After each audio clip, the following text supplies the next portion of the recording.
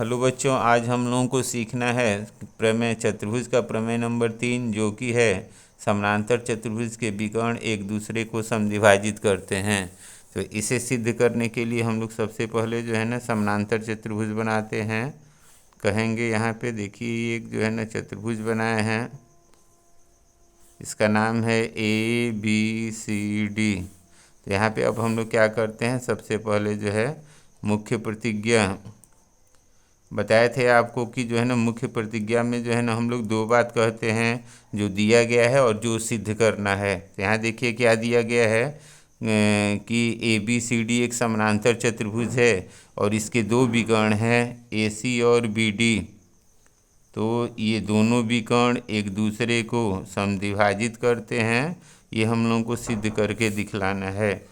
तो मुख्य प्रतिज्ञा में हम लोग कहेंगे, माना कि ABCD एक समानांतर चतुर्भुज है जिसके विकर्ण AC और BD एक दूसरे को O बिंदु पर काटते हैं। तो हमें सिद्ध करना है कि OA बराबर है OC के तथा OB बराबर है OD के। एक बार फिर से देखिए, कहेंगे हम लोग, माना कि चतुर्भुज ABCD एक समानांतर चतुर्भुज है जिसके विकर्ण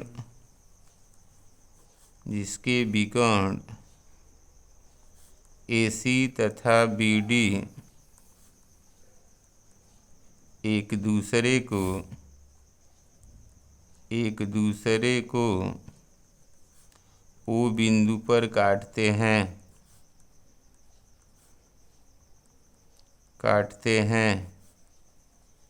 तो हमें सिद्ध करना है कि OA बराबर OC तथा OB बराबर OD। यहाँ देखिए, इसको सिद्ध करने के लिए हमें जो है रचना की आवश्यकता नहीं होगी। अब हम लोग सीधे प्रमाण में आते हैं। तो यहाँ पर देखिए, इस चित्र में जो है ना चार त्रिभुज बना है। तो यहाँ पे जो आमने सामने के किसी भी दो त्रिभुज को हम लोग ले सकते हैं। यहाँ हम लोग कहते हैं त्रिभुज AOD तथा त्रिभुज BOC में। यहाँ देखिए, हम लोग सबसे पहले कहेंगे कि AD समानांतर है BC के तथा BD तिर्यक रेखा इन्हें काटती है, इसलिए एकांतर कोण ADO बराबर होगा एकांतर कोण OBC के। अर्थात ये एकांतर कोण और ये एकांतर कोण दोनों आपस में बराबर होंगे। एक बार फिर से देखिए, कहेंगे कि AD समानांतर है BC के तथा BD तिर्यक रेखा इन्हें काटती है। तो लिखेंगे हम लोग, AD समानांतर BC तथा BD विकर्ण इसे काटती है, इसलिए कोण ADO बराबर होगा कोण OBC के, क्योंकि ये एकांतर कोण है। इसके बाद हम लोग कहेंगे तथा AC और BD रेखा एक दूसरे को O बिंदु पर काटते हैं। तो क्या होगा, ये कोण और ये कोण दोनों ये कोण आपस में बराबर होंगे, क्योंकि जो है ना ये दोनों जो है शीर्षाभिमुख कोण है।